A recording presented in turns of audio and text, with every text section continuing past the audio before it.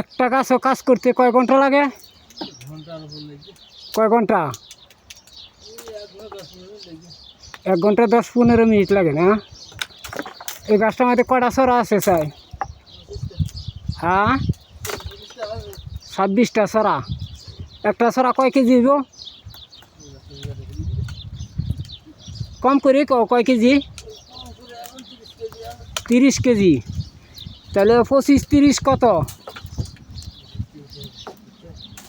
হ্যাঁ, 5-30 150। হ্যাঁ, 10-30 300, 20-30 হলো 600, আর হলো 150, 650 কেজি আছে না?